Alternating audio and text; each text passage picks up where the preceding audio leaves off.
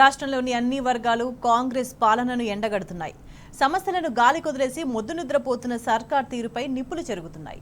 తాజాగా ఉద్యోగులు కూడా హస్తం సర్కార్పై జంగ్ సైరన్ మోగించారు. తెలంగాణ ఉద్యమం తర్వాత ఇప్పుడు మళ్లీ తెలంగాణ ఉద్యోగ జేఏసీ ఏర్పాటైంది.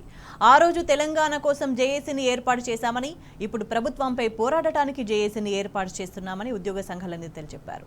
మేనిఫెస్టోలో పీఆర్సీ, టీఏ, డీఏ అని ఊరించిన 9 నెలలైనప్పటికీ ఇంకా ఇవ్వలేదని ఆగ్రహం వ్యక్తం చేశారు. ఇప్పటికీ 4 డీఏలు ఇవ్వలేదని, సీఎం తమను కలిసి సమస్యలు పరిష్కరిస్తానని చెప్పిన కార్యరూపం దాల్చలేదన్నారు. అయితే ఇప్పుడు తమను కలిసే పరిస్థితిలో సీఎం లేరని నిప్పులు చెరిగారు. ప్రభుత్వం కూడా తమను పట్టించుకోవడం లేదని మండిపడ్డారు.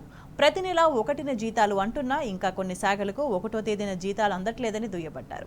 15 రోజుల్లో భవిష్యత్తు కార్యాచరణ ప్రకటిస్తామని ఉద్యోగ జేఏసీ నేతలు స్పష్టం చేశారు. ఇక నుంచి తమ ఉద్యమాన్ని మరింత ఉధృతం చేస్తామని హెచ్చరించారు.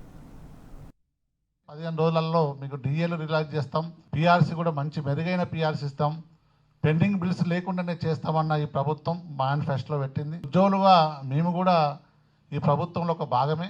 4 డిఏలు వాస్తవానికి 4 డిఏలు రాకపోవడం, గతంలో 2 డిఏలే ఇవ్వకుంటే మేము సమ్మెకు పోయే పరిస్థితి. ఇలా 4 డిఏలు, ఇంకొక డిఏ ఇస్తే కేంద్రం ప్రకటిస్తే 5వ డిఏ కూడా ఇంకా ఇలా బాకీ ఉన్న సందర్భాన్ని గుర్తు చేస్తున్నాం. 10-15 రోజులలో ఒక కార్యాచరణ చేసేసి ఒక కార్యాచరణ ప్రకటించడానికి ఇలా అందరం నిర్ణయించుకున్నాం. మా జేఏసీని కూడా కాన్స్టిట్యూట్ చేసుకొని మరొక ఉద్యమానికి ముందుంటాం. ప్రతి నెల 1వ తారీఖు నాడు అందరు ఉద్యోగస్తులకు వేతనాలు ఇస్తున్నామని చెప్పినప్పటికీ చాలామంది ఉద్యోగస్తులకు మొదటి తేదీన రావడం లేదు. ఇవాళకి కూడా రానటువంటి ఉద్యోగస్తులు ఉన్నారు.